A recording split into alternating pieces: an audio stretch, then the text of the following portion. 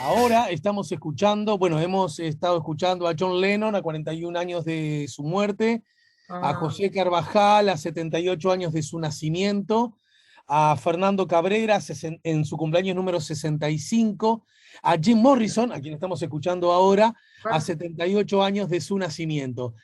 Y estamos qué recibiendo a una fe- chiquilina, a Gabriela Mordecki, que nos ayuda a poner la mañana en camino. Buen día, bienvenida, Gabriela. Hola, ¿qué tal? Buen día, ¿cómo están? Bien, Qué coincidencia de ¿verdad? fecha, ¿no? Sí, sí. Qué brutal. Date cuenta que de la escena internacional, por distintas razones, Morrison, John Lennon, bueno, que agregar. Oh, claro. Y en la escena nacional, Cabrera, Fernando Cabrera, Sabalero, claro, ¿no? claro, impresionante, qué fecha. Bueno, y a veces que tenemos problemas para encontrar un día, una excusa musical, y Hoy te acá tenemos sobra, cuatro pesos pesados en el mismo día. la verdad que sí. Si tengo que regalarte un disco de cualquiera de ellos, ya sé que me vas a decir de cualquiera de ellos está bien, pero elegí uno. ¿De quién te regalo? Qué compromiso. Y no sé, yo creo que voy por el Sabalero. Como Bien, que me mira. encanta, me encanta. Me recuerda a épocas muy, además, queridas de mi infancia, ¿no? Yo qué sé. Miro para atrás, ¿sabes por qué? Porque allá atrás tengo una foto del Sabalero, que ahora no la estoy viendo. Ah, Porque, bueno, yo también, igual que vos, amo el Sabalero, lo amé. Tuve la fortuna de en algunos momentos de nuestras vidas estar un poco mirá, cerca, y qué bueno, brutal. y ocupa igual, creo que es una cuestión generacional, ocupa un lugar muy privilegiado en mi corazón, el Sabalero. Sí, sí, nada, yo lo tengo como pantalón cortito, sobre todo, es como esa imagen cuando pensás en la infancia, decís, esa canción es como impresionante, ¿no? Sí. Digo, para una generación, digamos, como que era como una referencia, este, nada. Bueno, mi Pero bueno, querida, en nuestra vayamos a lo columna nuestro, que que estamos esto llegando nos... ya al final de las columnas. La semana que viene tendremos la última columna con Gabriela Mordecki, bueno, y por supuesto ya la retomaremos el año próximo. Ojalá contemos con ella. Para nosotros es una alegría, es un privilegio, es un honor hablar cada semana con Gabriela, que de paso se ha dicho, el público merece que lo sepa, es súper trabajador, bueno, bien propio de una mujer de estudio, científica, siempre con tiempo prepara los temas. La verdad que es muy grato trabajar con Gabriela, Bueno, insisto, es un privilegio, es un honor. Y desde ese lugar, querida amiga, bueno, me parece que es muy importante que hablemos de la pobreza, porque se dieron a conocer algunos mm, datos, estimación de la pobreza por el método del ingreso del primer semestre del 2021. La pobreza disminuyó, esos son, digamos, los titulares sí, periodísticos con relación al año pasado. Yo recuerdo que en plena pandemia, apenas esta surgió y empezó a mostrar, digamos, su peor cara. Yo recuerdo un estudio del Instituto Nacional de Economía, de jóvenes el colegas tuyos, ¿verdad? Instituto de Economía, no Nacional, Instituto de Economía. Ahí está, Instituto de Economía, disculpas. Y que señalaron casi de inmediato, yo lo recuerdo muy Sí, sí, vívidamente, fue que en dijeron, mayo por ahí del si 2020. si el gobierno no toma estas medidas, sobre el final del periodo vamos a tener 100.000 pobres nuevos. Y en efecto esas medidas no se tomaron y en efecto hubo 100.000 Sí, pobres nuevos, ¿verdad? exacto, Bueno, exacto. parte de esos pobres ya habrían dejado de ser pobres, lo que luce como una, yo lo resumo así, como una muy buena noticia dentro de la muy mala noticia que significó que 100.000 se nos cayeran a la pobreza, ¿verdad? En Claro, todo claro, caso, exacto, qué tenés exacto. vos como economista para ayudarnos a entender más y mejor el tema? Sí, bueno, capaz que podemos empezar por ver un poco digamos, porque eso es un punto, ¿verdad? Que yo siempre saliento, ¿verdad? Que la gente tiene que entender qué es lo que estamos midiendo, ¿no? Porque cómo se mide y si esta comparación es o no válida, porque ese también fue un tema que se ha discutido, bueno, capaz que en las redes ahí, alguna gente más especialista en el tema. Digamos, una cosa que primero les voy a aclarar, no es mi especialidad los temas de pobreza. Dentro del Instituto de Economía, como bien Alejandro lo refería, hay un grupo de gente muy, muy valiosa que estudian estos temas en profundidad. Este artículo al que vos hacías referencia es de Mauricio de Rosa y Matías Brun, en el cual ellos a través de simulaciones lo que hicieron fue estimar el efecto que hipotéticamente tendría la baja del empleo, los seguros de paro, incluyendo las ayudas, todo lo que se había anunciado. Y bueno, y la verdad que fue muy, muy certero su proyección. Varias de estas, digamos, circunstancias desaparecieron, el empleo, como vimos, los números que han salido, está aumentando, y entonces, bueno, las familias nuevamente recomponen sus ingresos, digamos, ¿no? El seguro de paro es muy, más allá de la gente que queda sin empleo, además los que entran al seguro de paro reciben la mitad de su salario, entonces al mucha gente haber vuelto al empleo, también eso hace que sus ingresos vuelvan, si bien no tal vez a todo el nivel anterior, porque han caído los salarios reales, en parte sí, digamos, recomponen los ingresos anteriores. Entonces esto nos lleva a que justamente esta medida digamos, de la pobreza y de la indigencia también, se realiza mirando solamente los ingresos de las personas o de las familias. Esto es importante porque creo que hace un tiempo también conversamos de esto y de otras medidas que hay de la pobreza, donde se toman en cuenta otras circunstancias, no solamente los ingresos, sino como digamos, las posibilidades que tiene la gente de acceder a determinados servicios o el riesgo de, por tal o cual circunstancias, digamos, de tener menos posibilidades.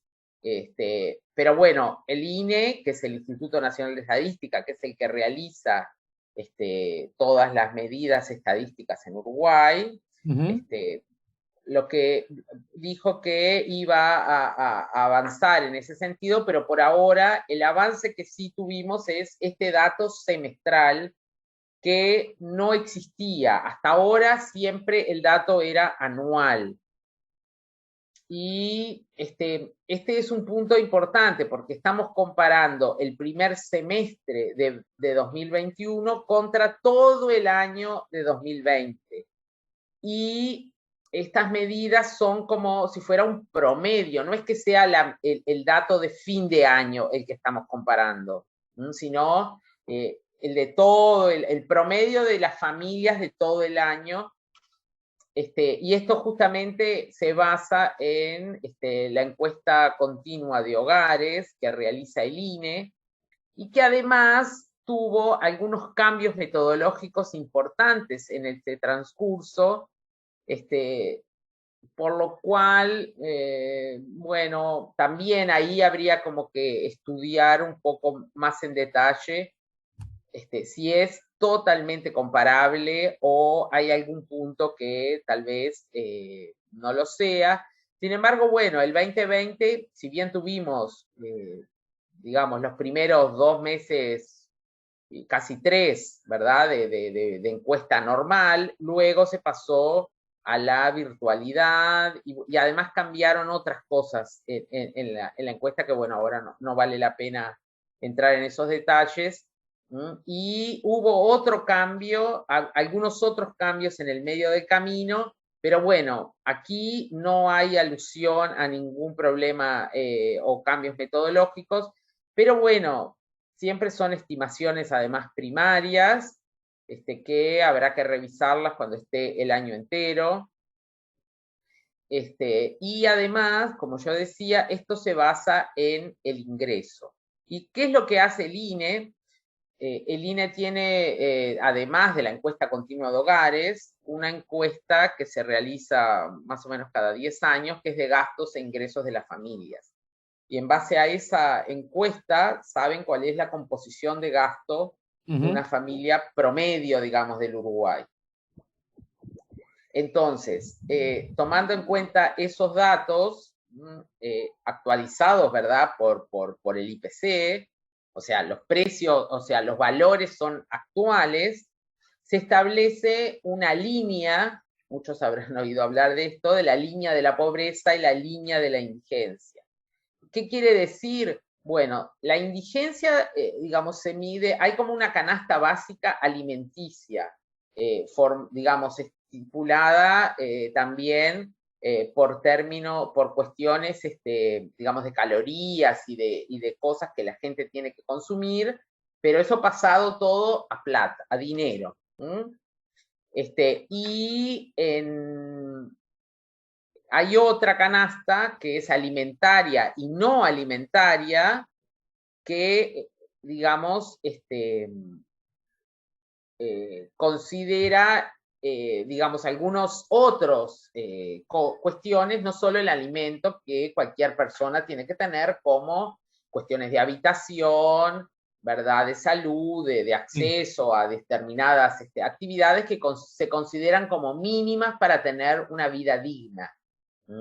Entonces, ese límite además es diferente en Montevideo y en el interior, y si alguien quiere mirar en el informe, aparece abierto en justamente así esta línea, Montevideo, interior urbano e interior rural, porque bueno, los costos son muy diferentes, sobre todo cuestiones de transporte, también hacen que digamos, esto cambie. Entonces, el total del país, digamos, es un promedio de todas estas cuestiones, y además se calcula por persona y por hogar. Entonces, lo que dice este informe es que un hogar de Montevideo que tenga integrado por 3 personas con ingresos totales líquidos, o sea, plata en la mano, no nominal, ¿no? Sino lo que recibe, inferiores a 40.780 pesos, se considera un hogar pobre. Esa es en Montevideo. En el interior urbano es de 27.180 y en el interior rural de 19.057 pesos. Estos son valores, dice acá, actualizados a enero de 2021 en pesos uruguayos, o sea, pesos de enero de 2021. Y bueno, así es que se traza esta línea. Por hogar se puede mirar o por persona. El número como que se difunde más es el de por persona. Y el número de pobreza que habíamos tenido en 2020 era de 11,6 personas, digamos que estaba 11,6% de todos los habitantes del Uruguay que estaban por debajo de la línea de pobreza, y en el primer semestre eso cayó a 10,2%. Esa es la medida, y cuando lo pasan a personas, que bueno, eso también es estimativo porque hace muchos años que no tenemos un censo, entonces lo que hay son proyecciones del censo anterior, ajustadas a veces de alguna forma por el INE. Entonces aproximadamente eran 100.000 personas, las nuevas, porque digamos, en el 2019 este porcentaje era de 8,8%. Entonces, pasar de 8,8 a 11,6 era aproximadamente 100.000 personas más.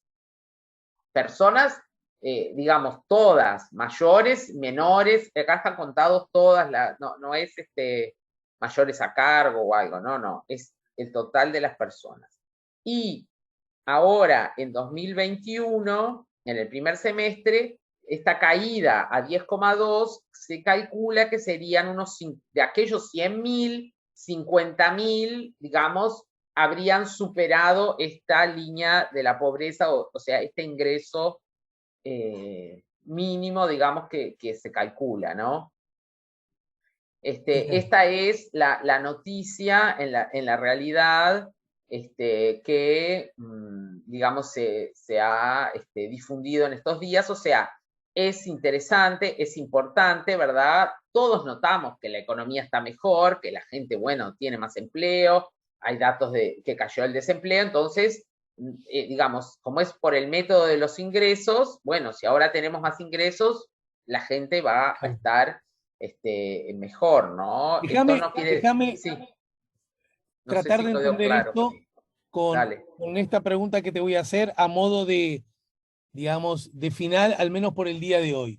Mm, Cito incluso fuentes periodísticas diversas: 50.000 personas salieron de la pobreza en el primer semestre, según el INE, lo dice Diario El País. La diaria dice: el INE estimó baja, el Instituto Nacional de Estadística, ¿verdad? Estimó baja de la pobreza en 50.000 personas en el primer semestre, y el Ministerio de Economía lo asocia con ayudas sociales. Esto lo dice la diaria, y yo qué sé, subrayado, habla de unas 48.000 personas salieron de la pobreza, que ahora afecta a 360.000 uruguayos. La sí. pobreza sigue concentrada en la infancia, aunque bajó más en niños hasta 5 años. Esto lo dijo Nicolás Lucich para subrayado. Pero en todo caso, Gabriela, a Sí. grosso modo la pregunta que quiero hacerte es la siguiente. En el marco de la instalación de la pandemia, tal como dijimos recién, por efecto además de que muchas personas quedaron sin ingresos de un día para el otro en forma inmediata y no tenían la cobertura que da el Estado, en el marco de, en buena medida, la economía informal. Sí, Yo voy por ahí y vos corregime si le estoy errando al bizcochazo, ¿no es cierto?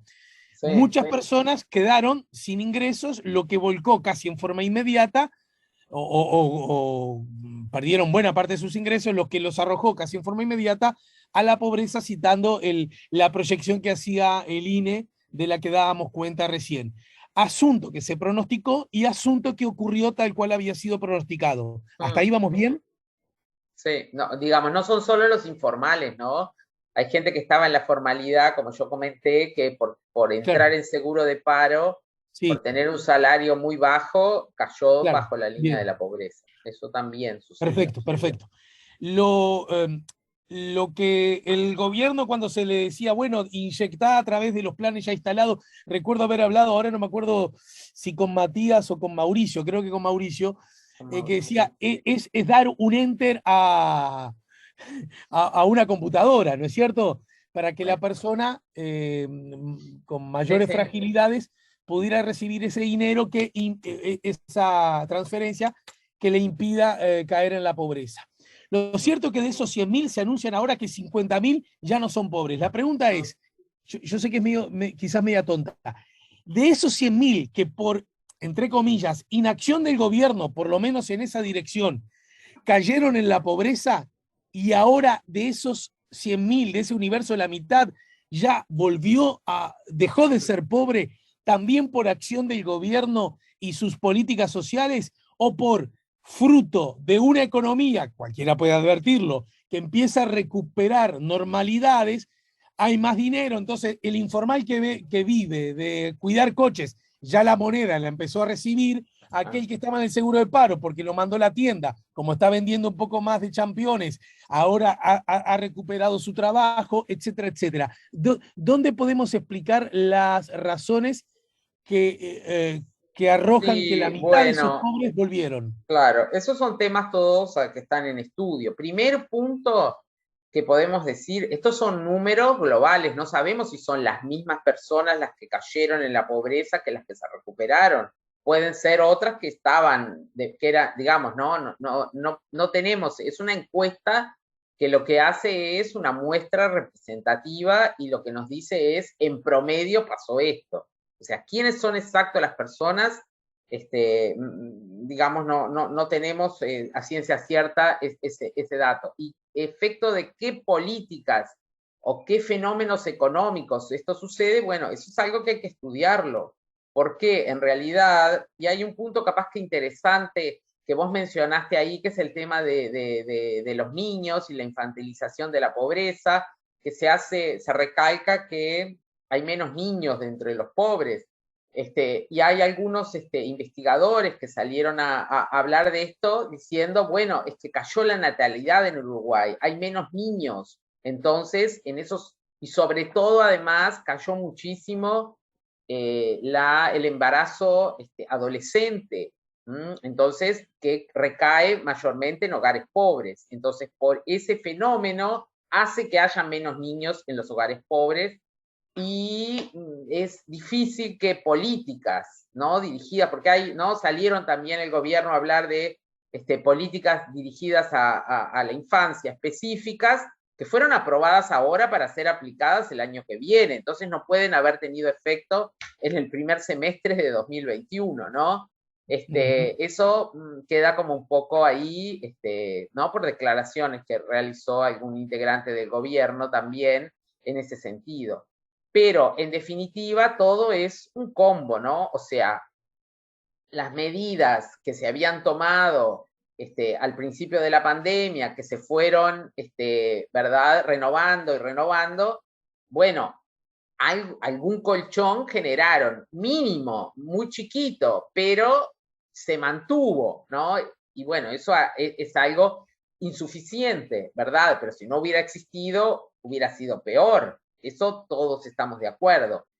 Pero evidentemente que la generación de empleos muy fuerte que hubo en 2000, sobre todo a partir ahora del sí, bueno, el segundo trimestre de 2021 en adelante, o digamos la apertura de la economía, la reactivación, vinculado sobre todo a la construcción y a obras muy grandes que ya venían, o sea, esto no es política de esto, o sea, el gobierno continuó políticas también que ya venían de antes, y son, digamos, muchos están de acuerdo en que han sido el gran, digamos, sustento del crecimiento económico que estamos viendo.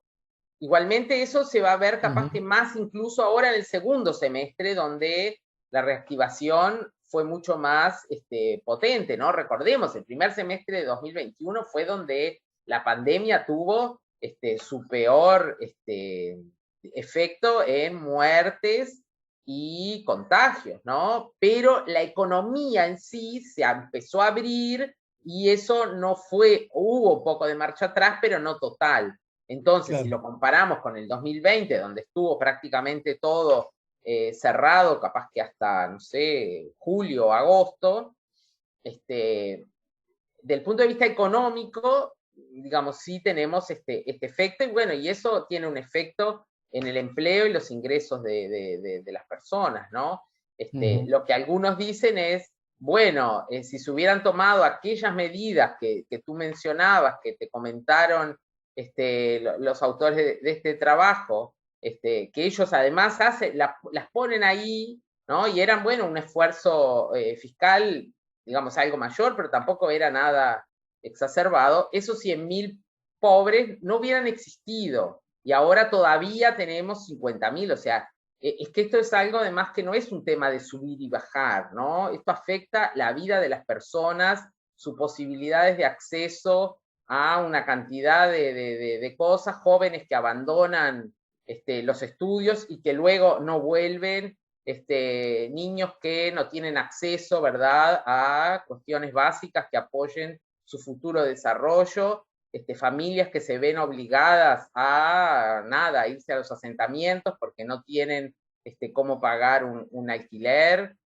Entonces, y eso no vuelve atrás inmediatamente, esto tiene consecuencias de largo plazo y eso también es algo que hay que tener en cuenta, no es un punto, digamos, que uno va y viene y se terminó, o sea, hay familias que capaz que tienen como un apoyo, digamos, de la familia agrandada, ¿no? Que en un momento así te dan una mano, entonces resisten, digamos, esa caída, pero hay familias que no lo tienen, y entonces eso luego es, digamos, lleva mucho tiempo y mucho trabajo volver atrás. Por eso era importante, además, cosa que también está estudiada, bueno, en otros trabajos, que han sido publicados sobre qué sucedió en crisis anteriores, ¿no? Porque hay que mirar qué es lo que nos pasó antes para ver cuáles son las consecuencias de esto, ¿no? Y entonces, no, el ingreso, por eso también es importante tener otras medidas de pobreza que, bueno, el INE está prometiendo que va a sacar, pero bueno, todavía no las conocemos y allí veremos cómo esta fragilidad, digamos que solo miramos por los ingresos, se refleja en otros puntos. Pero bueno, esto es un tema muy, muy importante para el futuro del país, porque nada, un país que crece pero en forma muy, muy desigual, digamos, Bien. no, por lo menos desde mi punto de vista, no está haciendo las cosas bien, ¿no? O sea, tenemos que dar acceso a todas las personas. Pero bueno, nada, Dale. veremos qué nos dicen los números en el futuro. Las trampas de la pobreza era el concepto que manejaban tus colegas, ¿no? Exacto, ahí va, Te, esa es. te dejo un abrazo bien grande, un agradecimiento muy grande. Y la semana que viene, último encuentro del año con Gabriela Morde, que es así, ¿verdad? Bueno, dale, sí, nos Dale. vemos todavía. Chao, Bueno, Gabriela. chao, hasta luego.